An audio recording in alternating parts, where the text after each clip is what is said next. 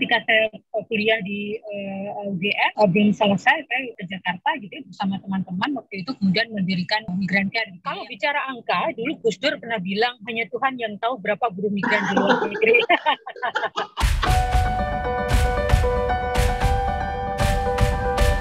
Sobat sekalian, kita jumpa lagi di channel Ustadz Demokrasi. Di channel ini kita bebas ngobrol tentang demokrasi, beradu gagasan, dan macam-macam gitu ya. Yang menjadi penting adalah menjaga kebersamaan, merawat semangat bahwa mengawal demokrasi itu penting. Karena tujuan kita sama, Indonesia maju, tentu lebih jauh adalah supaya kita semua menjadi sejahtera gitu ya. Sobat sekalian, alhamdulillah, terima kasih Mbak Anis gitu ya. Saya panggil Mbak Anis Hidayat. Mbak Anis Hidayat ini adalah aktivis HAM gitu ya, aktivis buruh, pendiri Migran Care gitu ya. Ini kawan lama, alhamdulillah sudah bersama dengan kita. Kita akan ngobrol bersama dengan beliau berkaitan dengan ya seputar dengan tenaga kerja, tapi bukan tenaga kerja asingnya yang masuk berjubel di Indonesia, tapi ini sebaliknya. Jadi kita akan banyak ngobrol dengan beliau secara santai adalah saudara-saudara kita tenaga kerja Indonesia yang ada di luar negeri, apalagi di masa pandemi ini. Tapi juga tentu tidak hanya dengan berbicara soal tenaga kerja di luar ya, karena kita ingin memotret juga sosok beliau gitu ya, karena supaya mengenal bagaimana beliau mengadvokasi buruh, mengadvokasi tenaga kerja di luar negeri, tentu kita harus tahu juga siapa beliau gitu kan, supaya bisa menjadi inspirasi bagi kita semua. Yang saya tahu adalah beliau ini justru adalah fakultas hukum, harusnya menjadi advokat, tapi kemudian memilih gerakan sosial gitu ya. Kita sapa beliau. Mbak Anis ini kan kalau saya baca di profilingnya, yang kita semua tahu selama ini gitu ya, dulu fakultas hukum tuh di Universitas Jember kan, lalu kemudian ngambil di UGM.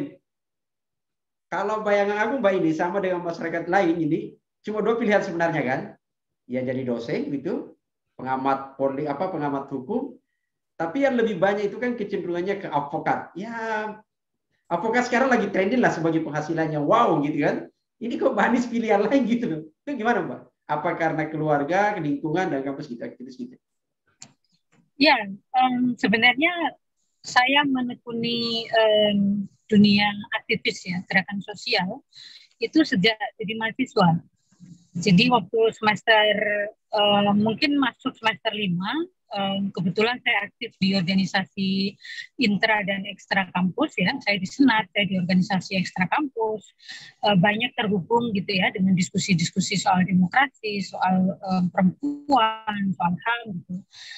Dan saya juga terhubung satu studi di sana di Jember itu dulu tentang buruh migran. Jadi di Jember waktu itu ada organisasi yang namanya Terminal 9, itu organisasi perempuan yang bergerak untuk advokasi buruh migran. Nah, kemudian mulai nyantol itu, baru nyantol saya, oh ini ada persoalan buruh migran di Indonesia. Gitu.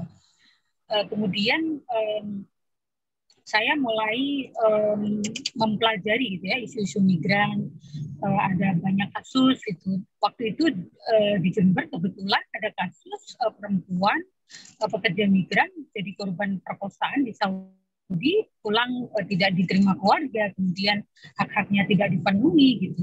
Lalu saya seperti terlempar ke masa lalu. Sebenarnya saya lahir di satu desa begitu ya, yang mayoritas kampung saya itu adalah buruh migran gitu. Karena masyarakat di kampung saya itu kan miskin ya, di Bojonegoro di satu daerah. Ini kebetulan saya on the way ke Bojonegoro. Mau menengok makam bapak dan ibu.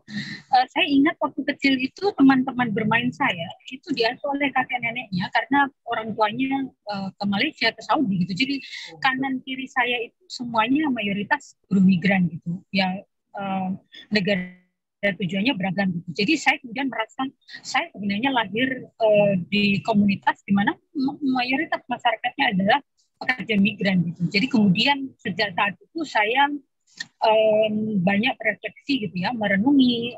Selama ini saya tidak sadar gitu ya, karena saya kan kecil banyak di pesantren memang, sehingga tidak banyak tahu tentang, tidak banyak menyerap lah tentang situasi sosial yang ada di lingkungan sekitar gitu. Kemudian saya mulai mempelajari dan kemudian saya bergabung ke Solidaritas Perempuan waktu itu sejak masih mahasiswa. Solidaritas Perempuan Jawa Timur saat itu satu-satunya NGO yang bergerak untuk advokasi buruh migran ya Solidaritas Perempuan. Nah, SP waktu itu memang dibangun di beberapa daerah, gitu. Salah satunya itu di Jawa Timur gitu ya, di Jember segala macam itu dikonsolidasi gitu ya, dicari kader segala macam. Saya bergabung saat itu dan untuk dedikasi saya waktu itu, skripsi saya adalah tentang pekerja migran gitu. Jadi saya jurusan pidana gitu ya. Jadi skripsi saya tulis tentang kekerasan terhadap pekerja migran perempuan dari perspektif viktimologi gitu. Jadi viktimologi itu salah satu bagian dari ilmu di dalam hukum pidana yang mempelajari tentang korban. Jadi bahkan saat itu dosen saya itu bingung gitu ya, ini soal apa sih gitu, karena belum banyak waktu itu yang ngangkat tentang isu migran gitu. Nah sejak saat itu kemudian saya merasa saya memang harus punya kontribusi gitu ya di soal ini gitu. Saya perempuan, banyak persoalan perempuan, kebetulan saya belajar ilmu hukum gitu, jadi saya merasa seperti terpanggil gitu. Kemudian ketika saya kuliah di UGM belum selesai, saya ke Jakarta gitu ya, bersama teman-teman waktu itu, kemudian mendirikan Migran Care gitu ya, yang sampai saat ini gitu. Jadi kira-kira dulu sejarahnya begitu. Ya. Ini kan menarik sampai dosennya sendiri. Ini apa gitu ya? Artinya isu itu pada situ kan, karena saya juga di kampus saya di Bulukumba namanya itu, hampir mayoritas penduduknya itu ke Malaysia juga. Jadi saya lihat bahkan banyak keluarga saya gitu ya, itu dititip anaknya dirawat oleh neneknya apa semua, dan nafsi-nafsi gitu ya. Kadang dia kadang tidak, dan yang menjadi penting kan soal keselamatan di sana gitu loh. Itu yang menarik gitu ya. Nah, ada catatan nggak sebenarnya Mbak Anisiam, pengalaman misalnya ketika mendampingi saudara-saudara kita di luar gitu ya, yang ini di TKI kita yang ini? Catatan tentu banyak banget ya. Tahun depan itu saya persis 25 tahun advokasi di isu migran, dan sedang memang mempersiapkan gitu ya beberapa publikasi buku terkait dengan perjalanan advokasi yang menurut saya ini bagian dari perjalanan hidup saya. Yang saya temui selama melakukan advokasi ya, terutama saya itu mengingat detail ya setiap kasus yang ditangani Migran Care. Pertama kasus yang ditangani Migran Care itu adalah Nirmala Bonat yang dulu disiksa selama 3 tahun di Malaysia. Saya waktu itu sempat melakukan advokasi langsung ke Malaysia. Nirmala itu korban kekejian majikan gitu ya, seluruh tubuhnya itu penuh luka, disetrika, segala macam, ditemukan terlantar waktu itu di Rubung Lalat segala macam ya. Saya ingat dari kasus itu adalah ketika saya ke Malaysia waktu itu saya masih mencium bau lukanya gitu. Yang kadang-kadang ketika saya membicarakan kasus Nirmala itu saya masih cium gitu aromanya. Jadi traumatik yang luar biasa gitu. Dan proses hukum kasus Nirmala Bonat itu cukup menguras emosi dan energi karena memakan waktu hampir 8 tahun hingga majikannya waktu itu divonis 12 tahun penjara. Banyak sekali kasus-kasus yang terlibat, banyak juga yang lucu, banyak juga yang ironis gitu ya. Tetapi saya hampir semuanya saya tulis dalam catatan saya gitu ya, kasus-kasus yang selama ini ditangani Migran Care. Tapi ada perbedaan yang memang sudah saya rasakan gitu ya. 50 tahun terakhir bagaimana negara merespon isu ini sudah relatif berbeda gitu. Jadi ada kemajuan perubahan, pergeseran paradigma dalam melihat persoalan ini. Negara sudah memberikan jaminan perlindungan gitu ya, undang-undangnya sudah baru, layanannya juga sudah membaik gitu ya. Di beberapa ya kita tahu Menlu kita perempuan punya komitmen yang cukup baik gitu ya, bagaimana memastikan perlindungan terhadap pekerja migran kita di berbagai negara gitu. Dan selama ini saya kira Migran Care menjadi bagian dari perjalanan dari gelap sampai hampir terang itu kita ada di sana gitu. Mulai mendorong pemerintah meratifikasi konvensi internasional tentang perlindungan pekerja migran, mendorong merubah undang-undang, mendorong ini, mendorong itu, perda di daerah, perda di desa dan lain sebagainya, itu cukup cukup memberikan catatan penting gitu ya, bahwa keberadaan masyarakat sipil, organisasi masyarakat sipil dan gerakan sosial itu kontribusinya menurut saya sangat nyata gitu ya dalam berbagai hal, termasuk dalam isu migran gitu. Bagaimana memastikan penegakan hak asasi manusia di sektor ini itu memang kontribusi masyarakat sipil luar biasa. Mbak, itu sampai misalnya banyak tadi itu kan kejadian yang dialami saudara-saudara kita gitu ya, itu karena apa ya? Memang di dianya kah atau dari majikan atau gimana gitu ya? Atau kita tidak prevalent gitu? Iya, sebenarnya kompleks kebijakan pemerintah Indonesia sendiri kan juga selama ini gitu ya, sejak masa Orde Baru sampai belum lama ini itu juga sangat eksploitatif gitu, terhadap pekerja migran gitu. Kita baru ratifikasi konvensi pekerja migran itu 2012, kita baru revisi undang-undang itu 3 tahun lalu 2017. Artinya baru sekitar 5-6 tahun kita berada pada posisi di mana hak asasi, prinsip-prinsip HAM, penghormatan perempuan itu baru diinsertkan dalam kebijakan migrasi kita di tingkat nasional. Jadi bisa dibayangkan bagaimana situasi sebelumnya. Belum lagi persoalan budaya patriarki di negara tujuan, mafia gitu ya, mafia di negara tujuan, mafia di sini. Kemudian dari sisi sumber daya manusia pekerja migrannya sendiri gitu, banyak yang mereka belum siap diberangkatkan juga diberangkatkan gitu. Jadi sangat kompleks situasinya gitu. Jadi tidak bisa dikatakan sebagai faktor tunggal karena mereka pendidikannya terbatas gitu, itu tidak bisa gitu. Setinggi apapun pendidikan calon pekerja migran, kalau sistemnya itu buruk gitu ya, tidak melindungi, kemudian di negara tujuan juga kebijakan-kebijakan terhadap pekerja asing juga diskriminatif, itu tetap rentan gitu, siapapun yang menjadi pekerja migran gitu. Oh, total berapa sih sebenarnya sekarang ini kita punya tenaga? Kalau bicara angka, dulu Gus Dur pernah bilang hanya Tuhan yang tahu berapa buruh migran di luar negeri. Jadi kalau menurut data World Bank Dunia, itu pekerja migran di Indonesia itu ada 9 juta. Itu berdasarkan dari remittance yang mereka kirimkan ya ke Indonesia gitu. Tetapi berdasarkan data dari Kemenlu itu ada 4,5. Data dari BP2MI itu 3,75. Jadi datanya beda-beda. Gapnya cukup jauh gitu, terutama karena mereka yang tidak berdokumen itu selama ini tidak terdata oleh pemerintah. Jadi basis data pemerintah adalah mereka yang melapor ke perwakilan ketika mereka mulai bekerja di negara tertentu gitu. Jadi basisnya adalah laporan gitu ya. Jadi reportingnya itu mekanismenya pasif gitu, hanya menerima laporan yang datang, kalau enggak ya tidak ada pendataan gitu.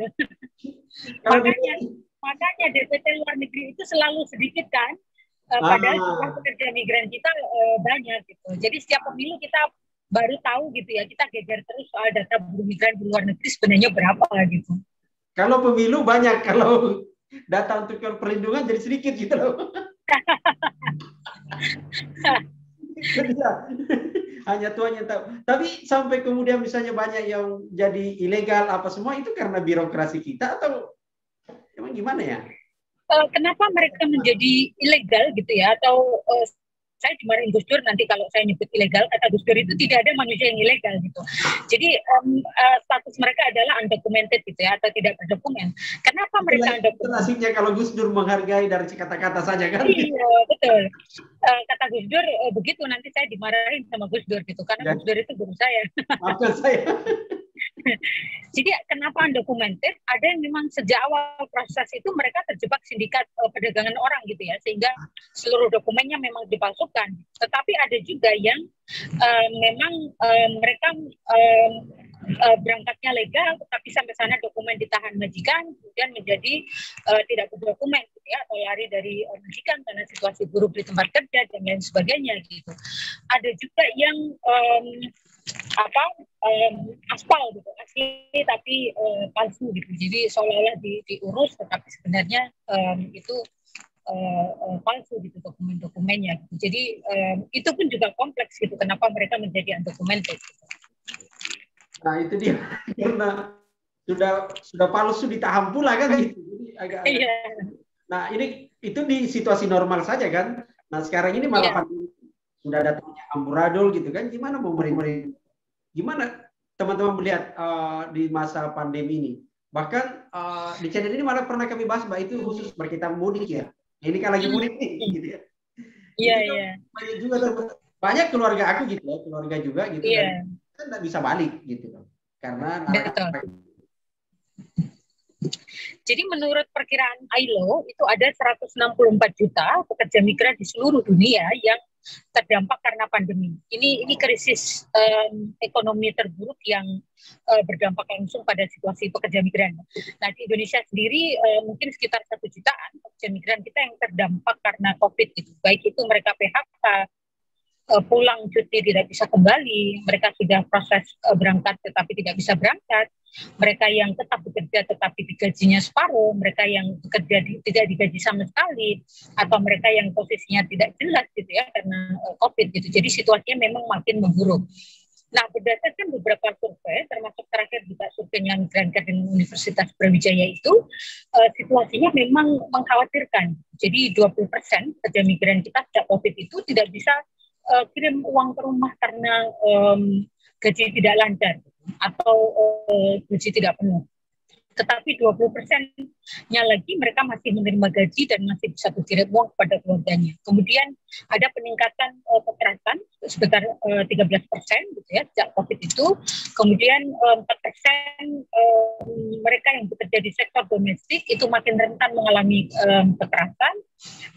Kemudian juga 8% itu mereka depresi gitu, semasa COVID karena banyak kebijakan di negara tujuan itu lockdown gitu, sehingga majikan juga tinggal di rumah ya, bekerja dari rumah, sehingga interaksi dengan majikan itu kan juga makin intensif, beban pekerjaan makin banyak, tetapi tidak ada tambahan atau insentif gaji dan lain sebagainya gitu, sehingga itu juga memicu tingkat depresi teman-teman yang bekerja di sektor domestik gitu.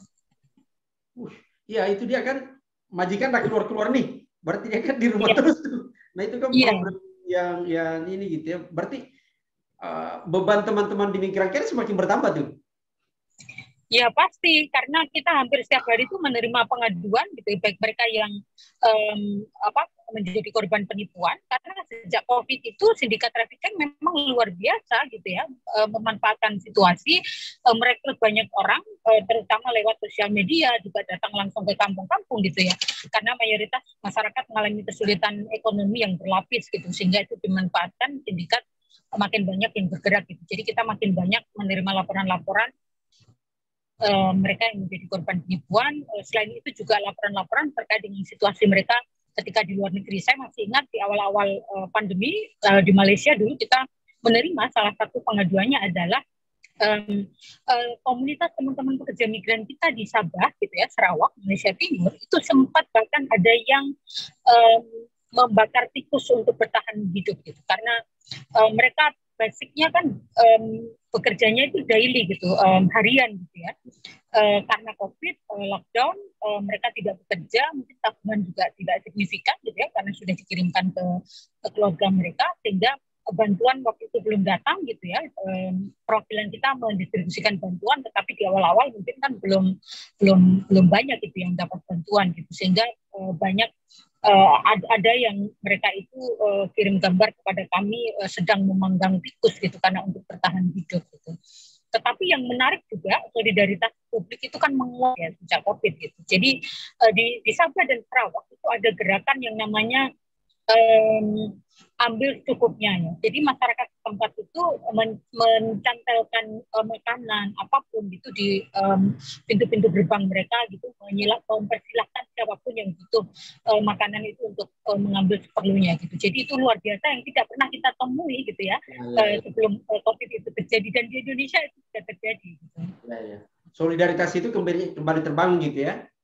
Betul, jadi solidaritas publik menurut saya melampaui tugas negara gitu. Jadi kalau ingat ya bagaimana gerakan publik sejak pandemi itu kan luar biasa ya. Dapur Umum Mbak Ita Nadia di Jogja itu memiliki dan menggerakkan komunitas di dapur umumnya, kemudian gerakan-gerakan di NTT, di Papua, di banyak tempat itu luar biasa, dan itu sudah terdokumentasi dalam buku yang ditulis oleh 56 perempuan gitu ya.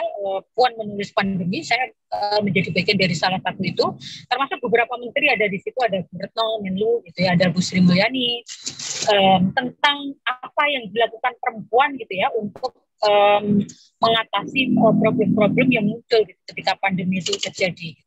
Oh, sip ini, makasih Mbak. Ini menarik nih, mengadvokasi teman-teman di sana kan pasti berhadapan negara di tujuan kan gitu. Pengalaman dari teman-teman migran carrier nih, kita mau sebelum closing lah, semacam closing statement sekaligus inspirasi kita semua. Pengalaman menghadapi ini kan berhadapan dengan negara, dan tentu di negara kita sendiri tidak semua pemerintah senang dengan gerakan-gerakan kita gitu loh. Ini kira-kira gimana itu siasatnya, tips-tipsnya lah kepada kita semua? Di awal-awal dulu ya sempat gitu ya, ada ketegangan, ada ketersinggungan gitu ya perwakilan kita, karena dianggap kok geraknya lama, kok ininya pasif gitu. Bahkan kita waktu itu menyalurkan bantuan sendiri gitu ya ke teman-teman yang memang sudah sangat mendesak situasinya karena menunggu bantuan pemerintah lama gitu. Meskipun kita akhirnya juga ikut turut serta membantu pemerintah gitu ya, menyebarkan survei segala macam biar mereka juga cepat dapat bantuan dari perwakilan. Jadi di awal-awal ya kondisinya memang menyalahkan itu juga tidak etis gitu ya, karena banyak korban di sana sini. Tetapi kalau kita tidak mengambil sikap kritis terhadap pemerintah, kita juga keliru gitu. Jadi kadang-kadang juga serba salah di awal-awal. Tetapi kita mengambil langkah itu gitu. Jadi kita tetap memberikan bantuan, tapi kita juga tetap mengawal agar pemerintah kita optimal gitu ya di berbagai negara tujuan itu, tetap memberikan layanan, tetapi juga mendistribusikan logistik kepada teman-teman yang membutuhkan gitu di luar negeri. Pesannya kita semua Mbak, supaya ke tenaga kerja kita ini selalu disebut devisa negara, pahlawan devisa. Supaya kita apa sih yang pesan-pesan yang bisa disampaikan kepada tenaga kerja kita dengan pemerintah kita? Iya, pertama saya ingin menyampaikan terima kasih ya, karena sejak COVID itu banyak sekali sektor ekonomi kita itu mengalami kebangkrutan, tetapi salah satu yang masih bisa bertahan ya meskipun turun itu kan remittance gitu. Remittance buruh migran itu juga salah satunya menyelamatkan kita gitu, dari keterpurukan ekonomi karena pandemi gitu ya, pembangunan tidak jalan gitu. Tetapi karena kiriman uang meskipun berkurang atau turun 20%, tapi itu kan masih tetap ada gitu. Sehingga kita tetap mengapresiasi itu gitu. Yang kedua, saya ingin menyampaikan bahwa teman-teman yang terkena dampak karena pandemi, baik itu kehilangan pekerjaan, kehilangan sebagian atau seluruh hak mereka, atau mengalami situasi yang makin sulit, potensi pelanggaran HAM yang makin banyak gitu ya, untuk secara proaktif itu melaporkan kepada perwakilan gitu ya, atau migran care waktu juga bisa gitu lewat sosial media kita, bagaimana teman-teman selama ini engage gitu, baik itu lewat Twitter, Facebook dan lain sebagainya. Dan yang ketiga, saya kira harus lebih hati-hati masyarakat kita, karena situasi pandemi dimanfaatkan banyak sindikat perdagangan manusia untuk merekrut sebesar-besarnya gitu ya orang-orang untuk yang kebingungan dengan pekerjaan, sehingga teman-teman memang harus sangat ekstra hati-hati. Meskipun pemerintah memang sudah membuka per Januari kemarin ke 21 negara gitu ya, bisa dicek 21 negara itu mana saja, tetapi itu masih sangat terbatas dengan prokes juga yang cukup ketat gitu, sehingga jangan mudah percaya dengan iming-iming banyak sindikat yang datang ke kampung atau lewat sosial media yang sangat meyakinkan gitu, menawarkan pekerjaan. Oke, luar biasa. Makasih banyak nih Mbak. Ya, sama-sama. Dalam perjalanan gitu ya. Ini perjalanan mudik. Kalau sekarang sudah boleh mudik karena sudah melewati batas penyekatan gitu ya. Saya ada acara di Surabaya dan kebetulan ini mampir ke Bojonegoro.